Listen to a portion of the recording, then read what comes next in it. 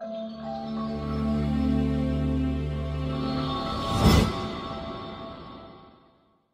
peuple de Dieu, bonsoir frères et sœurs dans le Seigneur, que Dieu soit béni. Dieu est bon, Seigneur, nous te bénissons pour ce partage. Quand Dieu nous dirige, nous, alléluia Seigneur, que Dieu soit béni. Nous allons prendre le livre dans Hébreux chapitre 11. Merci Seigneur, merci Saint-Esprit. Hébreux chapitre 11, nous allons lire le verset 7. Hébreux chapitre 11, le verset 7. Dieu est bon. C'est par la foi que Noé, divinement averti des choses qu'on ne voyait pas encore, se saisit d'une crainte respectueuse, construisit une arche pour sauver sa famille. C'est par elle qu'il condamna le monde et devint héritier de la justice qui s'obtient par la foi. Dans Hébreux chapitre 11, le verset 7, la Bible dit, c'est par la foi que Noé, divinement averti des choses qu'on ne voyait pas encore, Noé a été averti divinement des choses à venir que l'œil physique ne pouvait pas voir et apercevoir. Elle dit, c'est par la foi que Noé, divinement averti des choses qu'on ne voyait pas encore, est saisi d'une crainte respectueuse. C'est le mot crainte respectueuse qui attire mon attention. Noé était saisi d'une crainte respectueuse. C'est parce que Noé avait été averti par Dieu, par la grâce de Dieu, des choses que l'œil physique ne peut pas voir, que Noé a été saisi d'une crainte respectueuse, que Noé, voilà quoi, c'est exécuté par la grâce de Dieu pour construire l'arche. L'arche que Dieu lui a demandé de bâtir, de construire. Et c'est par cette même arche-là, par la grâce de Dieu, que sa famille, lui, devait être sauvée. Et c'est en obéissant à la construction de l'arche que le monde devait être aussi condamné, en fait. Ici, le mot qui nous intéresse, c'est la crainte, en fait, respectueuse. La crainte de Dieu. Nous allons parler en quelques mots, si Dieu le permet, de la crainte de Dieu. C'est quoi la crainte de Dieu? Lorsqu'on pose la question à plusieurs personnes un peu partout, tu crains Dieu? Elle va te dire, oui, je crains Dieu, je ne mens pas, je ne tue pas, je ne trompe pas mon mari pour ceux qui sont mariés, par exemple, je ne vole pas, je ne fais pas ceci. Pour eux, la crainte de Dieu, c'est s'abstenir de ne pas mentir ou voler, c'est pas trop comme moi, de ne pas tuer ou ôter la vie à quelqu'un. Mais la crainte de Dieu est bien au-delà de cela, en fait. Dieu dit, dans Hébreux chapitre 11, verset 7, c'est par la foi que Noé, divinement averti des choses qu'on ne voyait pas encore, et saisi d'une crainte respectueuse, construisit une arche pour sauver sa famille. Ici, on comprend par la grâce de Dieu que lorsque quelqu'un craint Dieu, il obéit à Dieu, à la parole de Dieu. Lorsque quelqu'un craint Dieu, eh bien, la crainte qu'il a par la grâce de Dieu, de ce Dieu ou de son Dieu, va l'aider à être sauvé. Et la crainte que cet homme, cette femme a de son Dieu par la grâce de Dieu, va le sauver. Non lui seulement, mais si possible, toute sa famille. Et ce passage intéressant, en fait, le passage de Hébreux chapitre 11. Voilà quoi. Bien évidemment, ce passage des livres de Hébreux nous parle des héros de la foi. Maintenant, nous allons parler de la crainte de Dieu. Noé est un homme qui craignait Dieu. Et Dieu a dit de cet homme-là qu'il était intègre et juste. Voilà quoi. Et Noé vraiment avait une crainte respectueuse, véritable de son Dieu. C'est quoi la crainte de Dieu? La Bible elle-même répond à cette question en fait. Nous allons lire rapidement dans Proverbes chapitre 3. La parole de Dieu répond à toutes les questions. Proverbes chapitre 3. Nous allons lire le verset 5 en descendant. Je vais lire Proverbes chapitre 3, le verset 5 en descendant. Confie-toi à l'Éternel ton Dieu. Confie-toi à l'Éternel de tout ton cœur, c'est cela. Proverbes 3, 5. Confie-toi à l'Éternel de tout ton cœur et ne t'appuie pas sur ta sagesse. Voilà quoi. Donc, craindre Dieu aussi par la grâce de Dieu, c'est se confier à Dieu. C'est avoir pour référence appui Jésus-Christ de Nazareth. Pour que Dieu sache que tu le crains, voilà quoi. Dieu veut te voir, voilà quoi, t'abandonner à lui, s'abandonner à lui. Dieu veut te voir, par la grâce de Dieu, t'appuyer sur lui, se confier à lui. Un homme qui craint Dieu ne fait rien sans consulter au préalable son Dieu. Et tant que son Dieu n'a pas répondu, il ne fait rien du tout en fait. Parce qu'il sait que s'il fait quelque chose qui est contraire à la volonté de son Dieu, il pêche, il est exposé. La Bible dit au verset 5, confie-toi à l'Éternel de tout ton cœur, ne t'appuie pas sur ta sagesse. Reconnais-le dans toutes tes voies et il aplanira tes sentiers. Ne sois pas sage à tes propres yeux. Crains l'Éternel et détourne-toi du mal.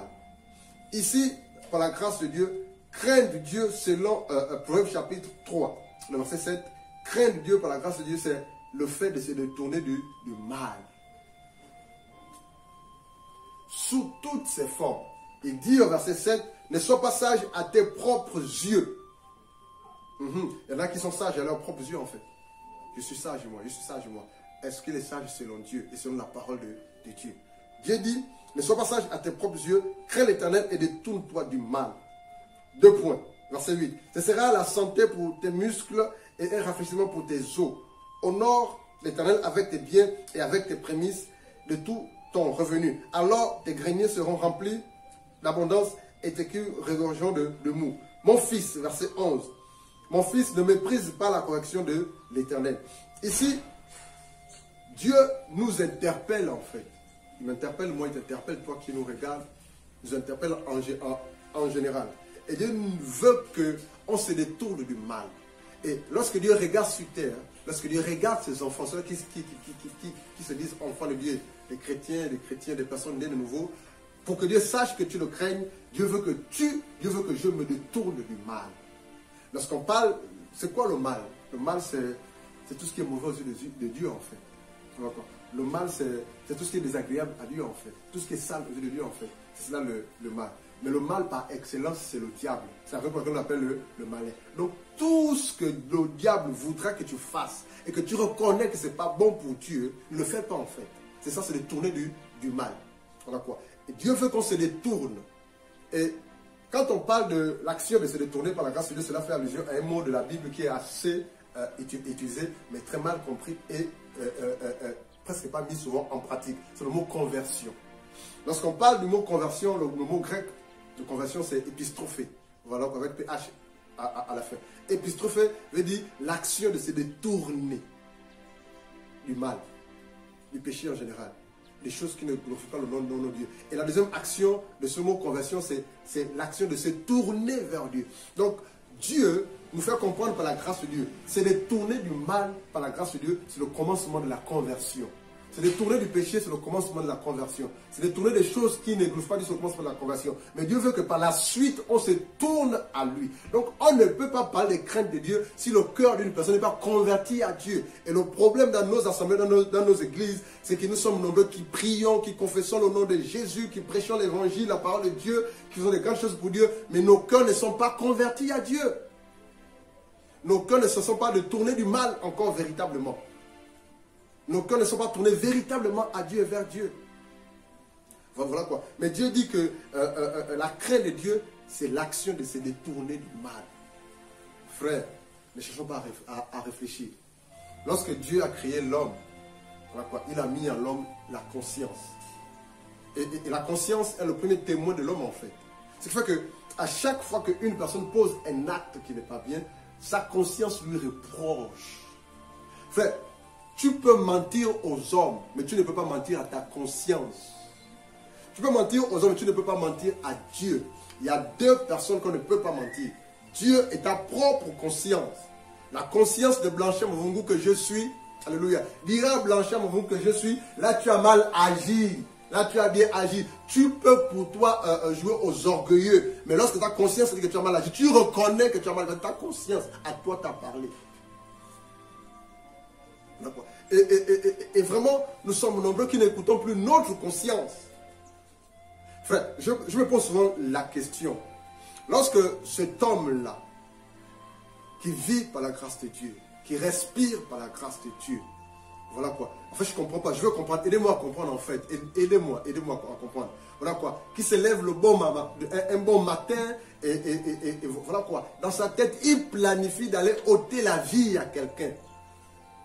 Il organise tout et puis il a tout son courage et voilà quoi. En fait, qu'est-ce que sa conscience lui dit en fait? En fait, je ne comprends pas. Aidez-moi à comprendre. Cet homme qui est marié à sa femme, marié, vraiment marié, comme je le suis par la grâce de Dieu, qui se lève un bon matin, dit au revoir à sa femme, embrasse sa femme et il démarre sa voiture certainement s'il est véhiculé. Et entre midi et 12h, pardon c'est la même chose, entre midi et 18h, il va à un hôtel et il commet l'adultère avec une autre femme. Et quand il rentre le soir à la maison, il embrasse, chérie je t'aime, bisous. Où est sa conscience en fait? C'est ça le mal en fait, c'est ça le péché. Dieu veut qu'on se détourne du mal. Et la première personne qui nous montre que là, pardon, on a mal agi, c'est ta conscience, c'est notre conscience. Le premier témoin de l'homme, la conscience. Dieu veut qu'on le craigne. Je ne m'adresse pas seulement à ceux-là qui n'ont pas fait la paix avec Dieu, à ceux-là qui ne sont pas convertis, même à ceux-là qui se disent chrétiens. C'est même eux qui se disent chrétiens, là, voilà quoi, qui sont même parfois pires que les modernes, que les païens. En fait, aidez-moi, je veux juste comprendre, aidez-moi à comprendre, je ne comprends pas en fait. Quelqu'un qui est né de nouveau, aidez-moi frère, aide-moi, qui a reçu l'Esprit de Dieu. Voilà quoi, une sœur, un frère qui est né de nouveau, qui a reçu l'Esprit, un frère en Christ dans le Seigneur, alléluia, dans son téléphone, dans son statut WhatsApp, ou je ne sais pas trop comme moi, il met une femme qui est complètement nue ou à moitié nue, mais il s'appelle frère, il s'appelle chrétien. Est-il converti ou pas? Où est la crainte de Dieu en fait? On a un problème dans nos vies en fait, nous qui nous sommes chrétiens, la crainte de Dieu. Une soeur qui se dit chrétienne, mais dans son profil, dans son statut WhatsApp, c'est pas trop moi, excusez-moi, elle-même, elle se filme la poitrine dehors. Et elle se dit, où est la crainte de Dieu en fait? Et là, je me pose, Seigneur, est-ce que véritablement nous sommes convertis? Est-ce que je suis converti, moi qui vous parle? On a un problème de crainte de Dieu, de conversion dans le cœur, dans les oreilles. J'étais choqué lorsque j'ai vu une dame qui est pasteur, qui tient une église, voilà quoi. Et sur son statut, sa poitrine était dehors. J'ai dit, mais qu'est-ce qui se passe, Seigneur, dans nos vies? Dans la semaine même. Frère, on a un problème grave. Nous ne sommes pas des modèles, frères et sœurs, dans le Seigneur. Mais Dieu veut que l'on soit des modèles. On prend le passage, 2 Timothée chapitre 2, merci Saint-Esprit. 2 Timothée chapitre 2. On va lire, par la grâce de Dieu, 2 Timothée chapitre 2. On va lire à partir du verset 19. 2 Timothée chapitre 2 à partir du verset 19. Il dit, néanmoins le solide fondement posé par Dieu subsiste avec ses paroles qui lui servent de sceau. Le Seigneur connaît ceux qui lui appartiennent. Et quiconque prononce le nom du Seigneur qui s'éloigne de l'iniquité. La Bible dit, néanmoins, le solide fondement de Dieu, le solide fondement posé par Dieu subsiste avec ses paroles qui lui servent de sceau. La parole de Dieu est un sceau, en fait, qui sert de sceau. La Bible dit, le Seigneur connaît ceux qui lui appartiennent. Dieu connaît les hommes et les femmes qui lui appartiennent. Ce n'est pas tous qui disent Seigneur, Seigneur qui hériteront le royaume des cieux, mais seulement ceux-là qui font la volonté. C'est lui-là, je veux dire, selon le Matthieu 7 là-bas, c'est lui qui fait la volonté de Dieu. Il dit, le Seigneur connaît ceux qui lui appartiennent et quiconque prononce le nom du Seigneur qui s'éloigne de l'iniquité. Dieu nous fait comprendre par ce passage que celui, par la grâce de Dieu, voilà quoi, qui prononce le nom de Dieu c'est Jésus, qui s'éloigne du mal, qui s'éloigne du péché, voilà, qui s'éloigne de l'iniquité. L'iniquité, c'est ce qui n'est pas égal, ce qui est injuste, ce qui est pervers, ce qui est sale aux yeux de Dieu. Frère, nous parlons de la crainte de Dieu. La question que je peux me poser, moi qui vous parle, et que vous vous posez également, vous qui me regardez actuellement, c'est Seigneur, est-ce que je te crains? Frère, pose la question, Seigneur, est-ce que je te crains? Seigneur, est-ce que dans ma façon de me vêtir, dans ma façon de me comporter, dans tout ce que je fais, est-ce que ta crainte y est? Seigneur, est-ce que dans ma façon de m'exprimer, alléluia, Seigneur, est-ce que dans tout ce que je fais, est-ce que ce que je fais est imprégné de ta vie, de ta présence, de ton esprit? Enfin, c'est grave. C'est grave. Parce que lorsqu'on regarde les enfants de Dieu dehors, qu'on appelle chrétiens, c'est compliqué. Parfois même, les païens, pour ne pas dire les mondains, ont plus de moralité que les chrétiens. Et c'est grave, c'est dommage. Et lorsque, par la grâce de Dieu, on revient dans Proverbe chapitre 8. Proverbe chapitre 8. Nous allons lire Proverbe chapitre 8. Merci Saint-Esprit pour ce passage. Proverbe chapitre 8. C'est un encouragement. on va lire, par la grâce de Dieu, j'ai dit Proverbe chapitre 8, pardon. On va lire le verset 13. Merci Seigneur. Proverbe chapitre 8, à partir du verset 13. La Bible dit, Proverbe 8, 13, la crainte de l'Éternel, c'est la haine du mal. L'arrogance et l'orgueil, la voie du mal. Voilà quoi. La Bible dit, dans Proverbe 8, 13, la crainte de l'Éternel, c'est la haine du mal. Frère, pour que Dieu sache que je le crains, Dieu veut que j'ai de la haine pour le mal. En fait, tout ce qui est mauvais, tout ce qui est contraire à Dieu, tout ce qui est contraire à la parole de Dieu, que toi et moi on connaît en fait par la grâce de Dieu. La crainte de l'Éternel, c'est la haine du mal. Nous rencontrons des chrétiens qui sont orgueilleux. Nous rencontrons des chrétiens qui sont fiers, fanfarons. Nous rencontrons des chrétiens qui ont du mal à se plier, à demander pardon. Nous rencontrons des chrétiens qui sont remplis d'eux-mêmes. Question, sont-ils effectivement nés de nouveau? Ces personnes-là, la réponse c'est non. La crainte de l'Éternel, c'est la haine du mal. L'arrogance et l'orgueil. Donc, la crainte de l'Éternel, c'est la haine de l'arrogance, la haine de l'orgueil. Voilà quoi, la haine de la voie du mal. La Bible dit, et la bouche perverse, voilà ce que est l'Éternel en fait. Voilà ce que je hais. Frère, craignons Dieu. Et ce qu'il faut comprendre aussi, c'est que lorsque quelqu'un craint Dieu, c'est la vérité, il bénéficie des bienfaits de Dieu. En fait, ce n'est pas en vain que Dieu demande de le craindre, en fait, de lui obéir, en fait, de se soumettre à lui, en fait. Ce n'est pas en vain. Parce que derrière, la crainte que tu as pour ton Dieu, que j'ai pour mon Dieu, va m'accorder le salut, la vie éternelle. Et par la grâce de Dieu également, la crainte que j'ai pour Dieu ou que tu as pour Dieu, par la grâce de Dieu, peut t'accorder. Dieu peut te donner cette bénédiction, ces bienfaits. Donc, à la fois, craindre Dieu c'est difficile, c'est vrai, mais c'est possible. Et cette crainte qu'on a pour Dieu peut, par la grâce de Dieu, être soldée par le salut et par des bénédictions venant de la part du Seigneur. Regardez, je vais prendre un passage. Là, Psaume chapitre 84. Psaume 84. C'est un passage vraiment qui m'a beaucoup marqué. Psaume 84. Psaume 84. On va lire à partir du verset 5 jusqu'au verset 13. Psaume 84. Vraiment, c'est une exhortation en quelques minutes. Psaume 84 à partir du verset 5. Heureux ceux qui habitent ta maison. Ils peuvent te célébrer encore. Verset 6. Psaume 84, 6. Heureux ceux qui placent en toi leur appui. Ils trouvent dans leur cœur des chemins tout tracés. Heureux, béni, c'est ce que ça veut dire. Quand la Bible parle de heureux, c'est béni. Voilà quoi. Heureux ou béni, verset 5, heureux ou béni ceux qui habitent ta maison. Ils peuvent te célébrer encore. Pause. Verset 6, heureux ou béni ceux qui placent en toi leur appui.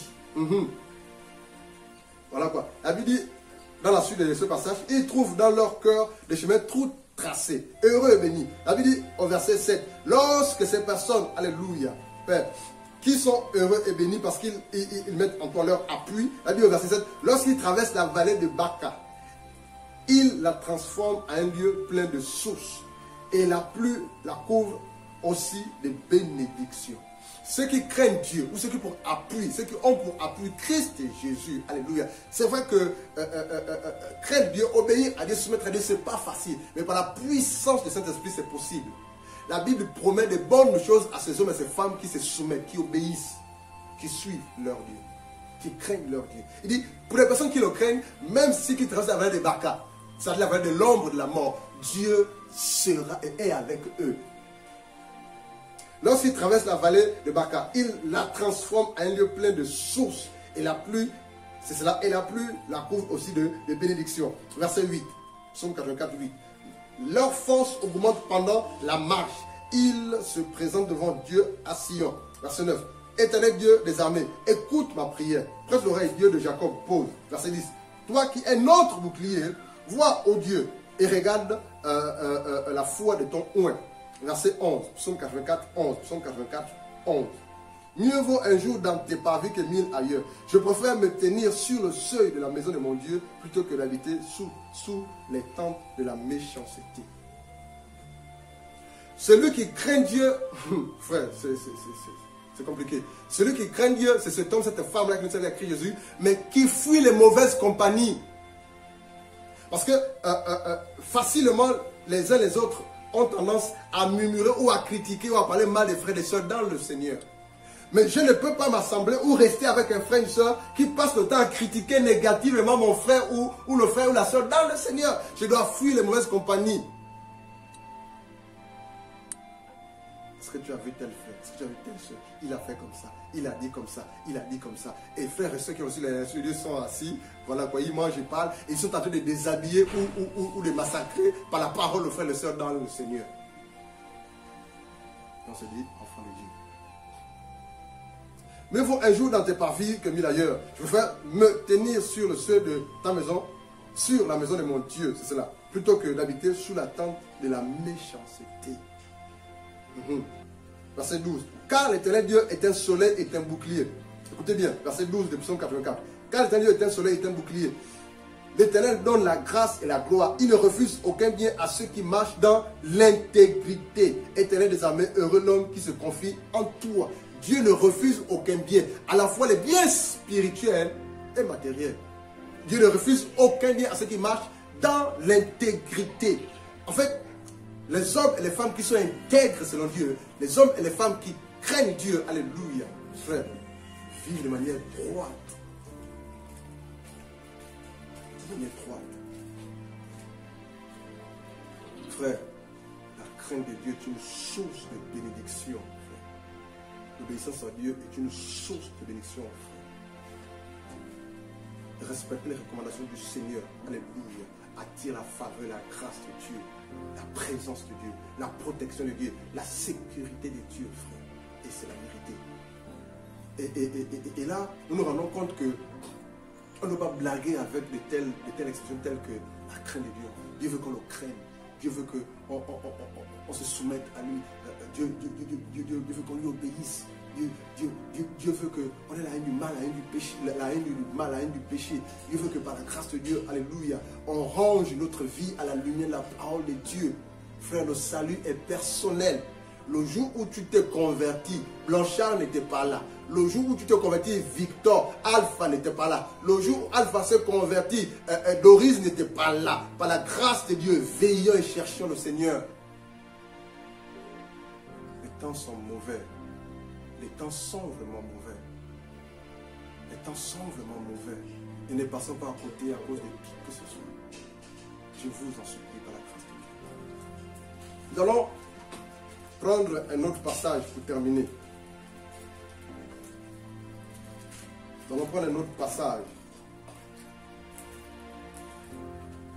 Nous allons aller rapidement, par la grâce de Dieu, parlons toujours de la crainte de Dieu. Dans, rapidement, merci Saint-Esprit de Dieu. Job là-bas.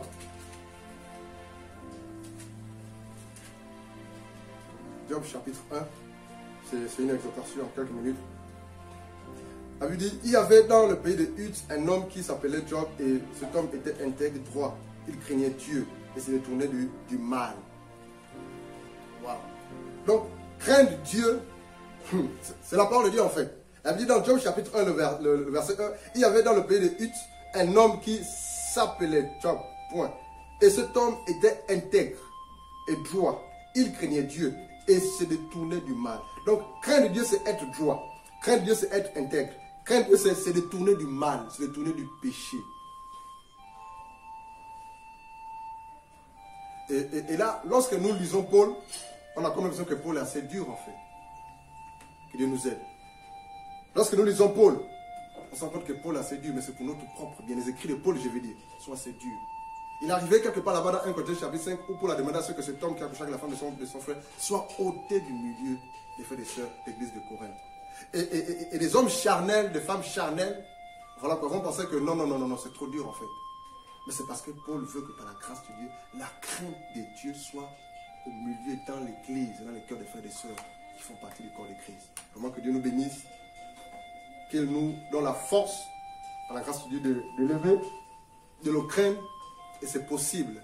Parce que Dieu dit, ce n'est ni par la force, ni par l'intelligence, c'est par son esprit. L'esprit de Dieu que tu as reçu, l'esprit que j'ai reçu, que nous la force et le courage d'obéir et de craindre Dieu. Vraiment que la gloire et l'honneur viennent à Jésus-Christ de Nazareth. Soyez bénis, au revoir et à la prochaine.